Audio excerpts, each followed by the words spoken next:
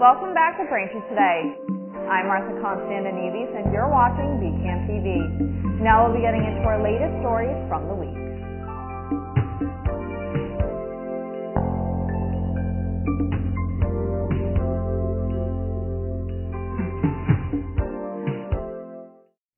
Welcome back to Braintree Today. I'm Martha Constantinides and you're watching BCAM TV.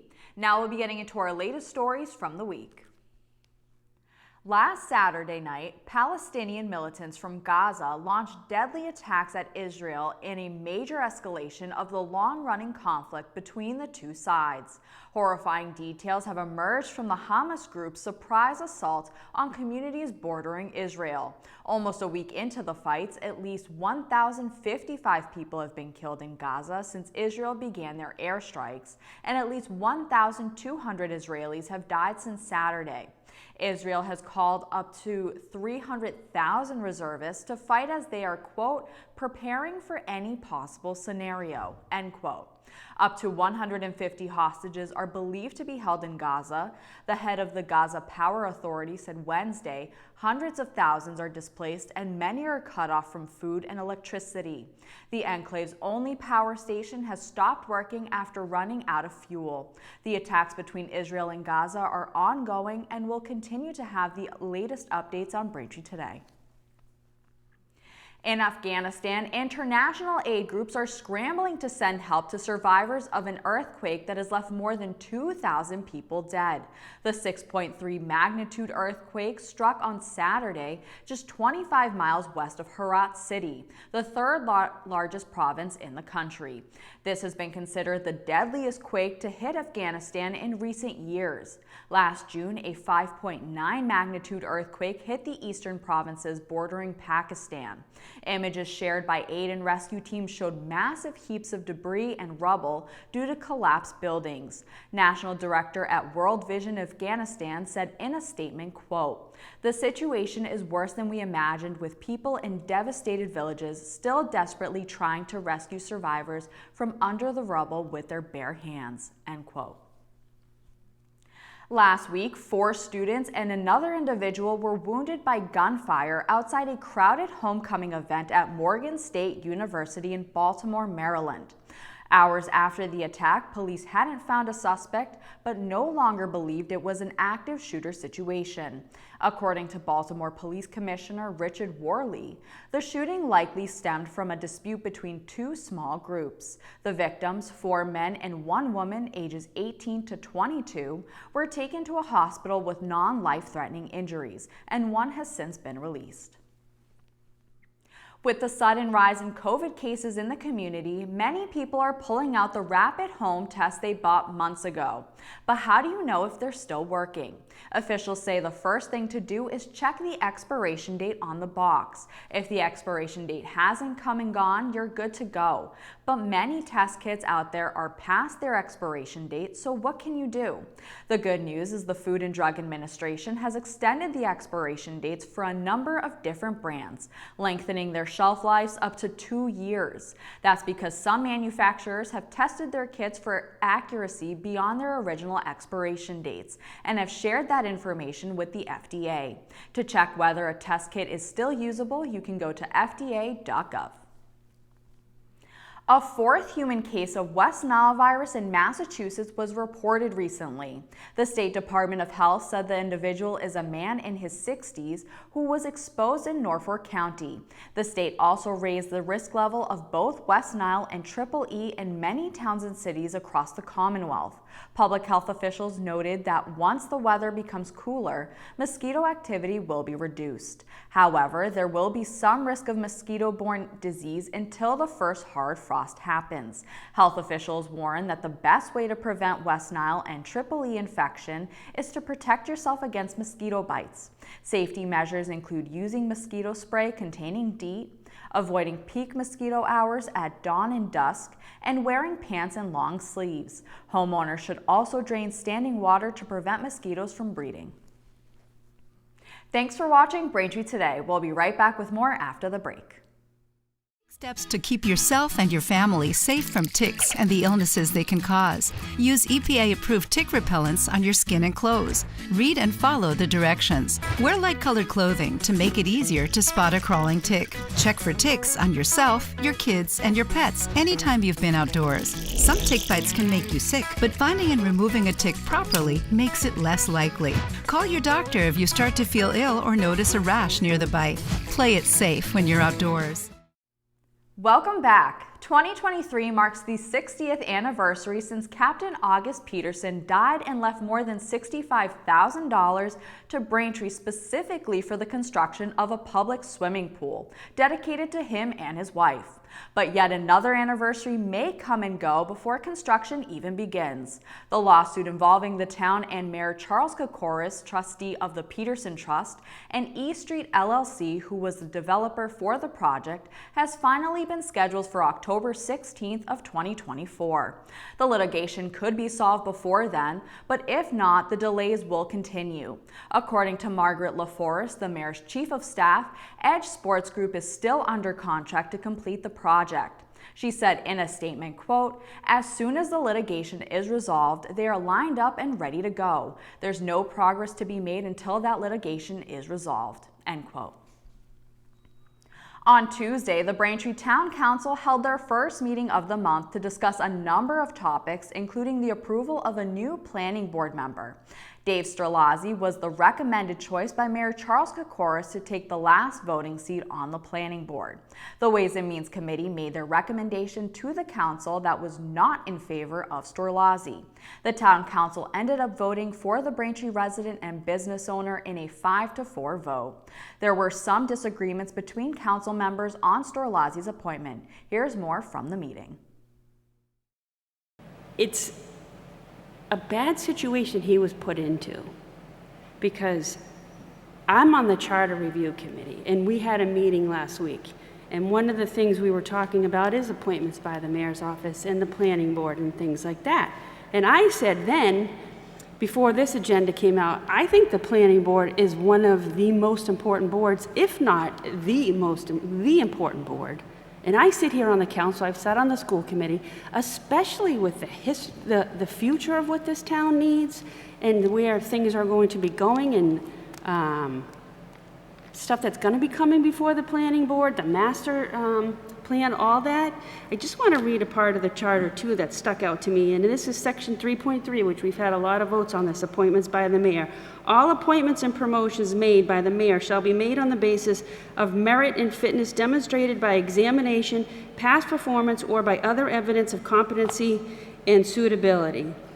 And one of my questions was, like, what skills does he bring? And this is no slight to Dave. Dave's got an impressive resume, ran his own business, very, very much involved. I'm going to take Dave out of this because, again, I don't think it's fair the position he's been put in. But such an important, crucial role. And if and I believe this is the fulfillment of Erin Joyce's vacancy. Is that correct? On the planning board? The knowledge she brought, being an engineer, and the base in institutional knowledge, those are huge shoes to fill. And what we're being presented with is, in my opinion, I just cannot support this. But I think what we're looking at is an appointment for the planning board. And the planning board has very specific and important and critical work to do. And I don't think that's where you create a learning curve when there's absolutely nothing in someone's background that would lend themselves to being on the planning board. In my conversation, what came through is that he wants to help. He wants to make a contribution. And I think there are so many places in the town where his skills, running a business, taking care of all of those paperworks, where his skills would fit beautifully with some of the other needs of committees and commissions in town. And they just don't fit at all with the planning board. And so I am left to wonder, why are we skipping over the person who's currently in the alternate seat, who has been sitting there for 2 years, who brings with her 20 years of doing this exact work? She's been sitting on the planning board for 2 years, and she's not being considered to be moved up. And I don't understand that. And to be told it's the will of the mayor, okay, but why? What is that based on is something that I really need to know. I also would like to know, what is the impact of this? And when we pulled past minutes, some of them were nominated as an alternate, some of them it didn't say. The qualifications that someone lived here for 3 generations doesn't cut it for me as a planning board member. Why are you, I mean, it's beyond rationale that you're going to put someone with no experience, and as other speakers have spoken about, what we have ahead of us is critically important to do. What's at stake for us? I'm an elected counselor. I represent the people in my district. And when I make a vote on this, I'm representing my residents. Precedents or not. I appreciate the emotion that you're bringing to this, and I appreciate from the perspective that you bring why you are so, why you want this decision to go this way. I understand completely. And I'm not trying to refute anything you said. I was offering my own perspective, and if that didn't come across, then my apologies for that. In pointing to Ms. Crowhawk, and I brought that up, so I approved Ms. Crowhawk's appointment. There was a segment of the council at the time that attempted to stop her appointment. I voted for her. I believe there was some talk at the time that because she had represented developers, that she shouldn't be on the board, and I responded that that gave her eminent qualifications. We can't hold someone against someone that their day job might represent, a certain element. And as an attorney, I understood that. Here, I was just using that as point of perspective that there has been precedence where an alternate was not elevated to the point of full board, because I believe at that time there was an alternate that was not elevated. That was the only perspective I was attempting to bring to that, because I think there was talk earlier in the comments that why are we jumping over someone? I was just showing that there was historical perspective where indeed someone was passed over. That is not to reflect negatively on anyone else. Again, I do agree. There is this is an important board, but I do believe that there is in every board the ability to have a person that is there to represent the residents. In any board that we have, whether it be this board or whether it be the school committee, which are elected positions, whether it be any board that's appointed, obviously zoning board as well, decisions, if the school committee makes an error in a human resource, if an elected school committee member speaks out of turn on a human resource issue, if we speak out of turn on a human resource issue, that can have legal implications that can affect the town for years to come. So any and all boards that anyone is elected or appointed to have the ability to negatively affect the town if a poor decision is made.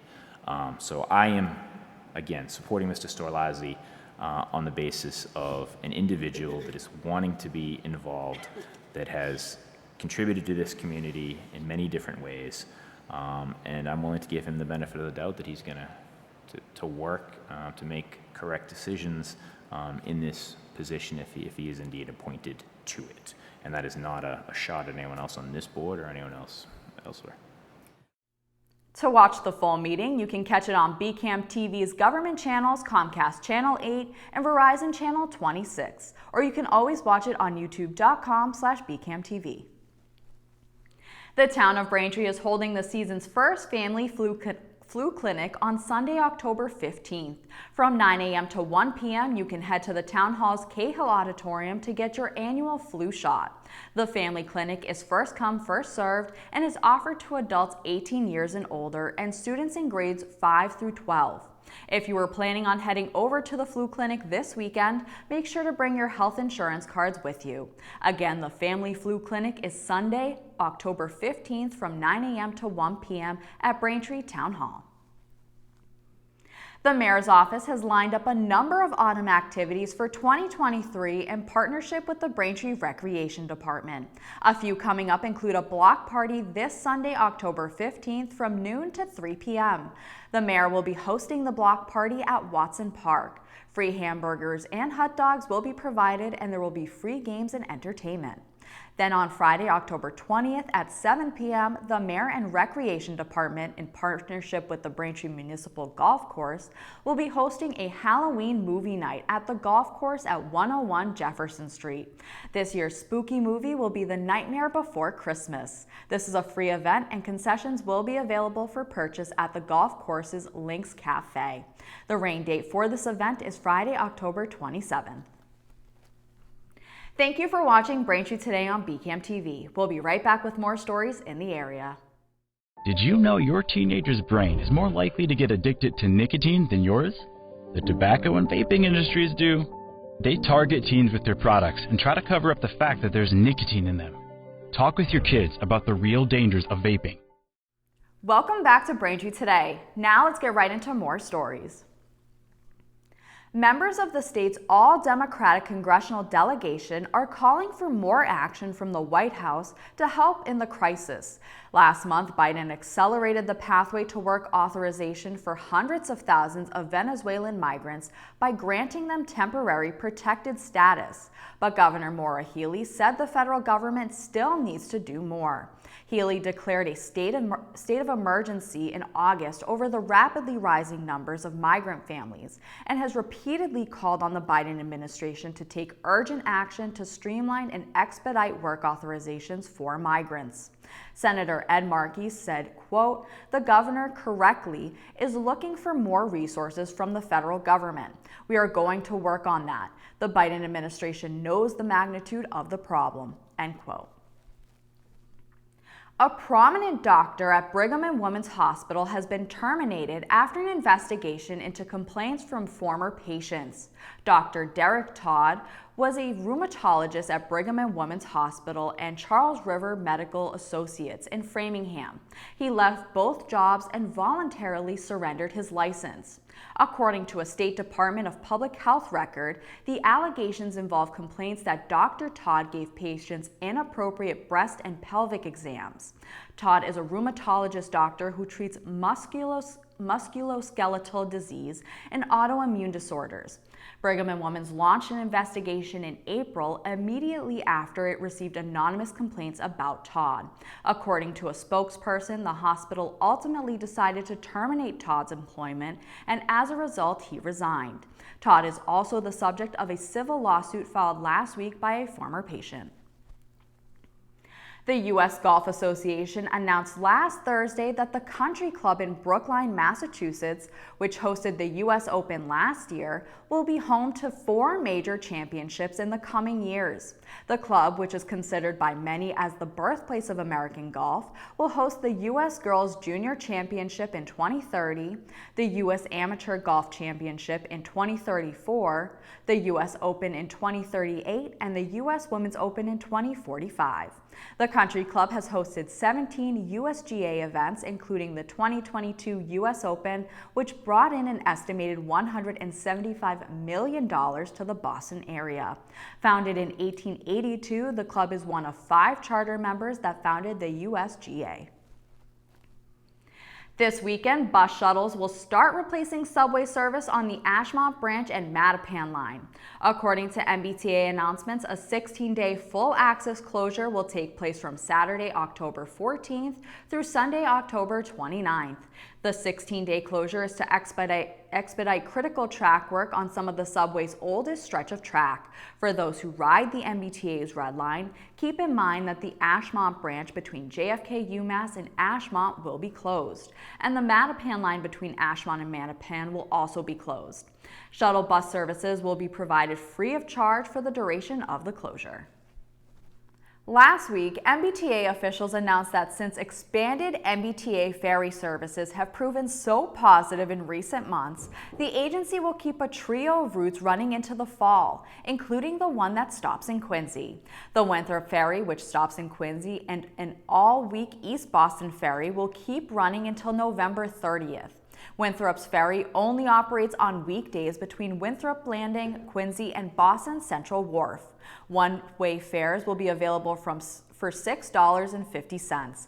Policymakers have been pushing the T to expand its ferry options, pitching the water routes as good options to connect residents in coastal communities north and south of Boston without adding to the region's crushing road traffic. Thanks for watching Braintree Today. We'll be right back with more in entertainment. Hi, I'm State Representative Bruce Ayers, and I'd like to introduce you to the Helping Hand program. With rising healthcare costs, all too often we hear stories about our seniors, veterans, and neighbors who may not have the proper insurance coverage they need for durable medical equipment. These individuals may be living on a fixed income and may not have the financial resources necessary to cover the costs of the equipment they need. We have a solution. The Helping Hand program provides free, durable medical equipment to residents in need. Items such as wheelchairs, walkers, crutches, canes, commodes, tub seats, and hospital beds are available through the program. We receive donations of lightly used equipment and store them at our facility in North Quincy. If you're in need of any of these items, you can pick them up free of charge and return them after any length of time. My scooters improve my mobility and independence. Thanks to Helping Hand, I can go to the store, visit the boardwalk, and do so much more. Helping Hand is a great resource for people who don't have insurance coverage. The Helping Hand program is successful thanks to the generosity of people who have donated durable medical equipment to our inventory. For more information about the program or to fill out an equipment request form, visit our website or call 617-472-9877. If you know someone in need of these items, we're always available to lend a helping hand. Welcome back to Braintree Today. Halloween is almost here, and that means it's time to bust out your favorite fluffy blanket and turn on a spooky film. In honor of spooky season, we have 3 movie recommendations for you to watch. First up in entertainment, Halloween Town focuses on Marnie and her siblings, who get a big shock when they follow their grandma to Halloween Town and find out they come from a family of witches. The town is the only place where supernatural beings can lead a normal life. But trouble is looming, and on her 13th birthday, Marnie not only finds she's a witch, but that she and her family are involved in a fight against the evil that is threatening to take over the world. You can watch Halloween Town now on Disney+. Next up in entertainment, Casper focuses on a kind young ghost named Casper who peacefully haunts a mansion in Maine. When specialist James Harvey arrives to communicate with Casper and his fellow spirits, he brings along his teenage daughter, Kat. Casper quickly falls in love with Kat, but their budding relationship is complicated not only by his transparent state, but also by his troublemaking uncles and their mischievous antics. You can watch Casper now on Hulu. Finally, in entertainment, The Haunted Mansion follows Jim Evers, a workaholic real estate agent who is accused by his wife of neglecting their kids, so he takes the family on a vacation. Along the way, the family stops off at a sinister mansion that Jim has been asked to sell, only to discover it's haunted by Master Gracie, his stern butler, and 2 other servants who need some help breaking a curse. You can watch Haunted Mansion now on Disney+. That'll do it for news today. I'm Martha Constantinidis, and thank you for watching Braintree Today on BCAM TV. Stay safe, and we'll see you next time.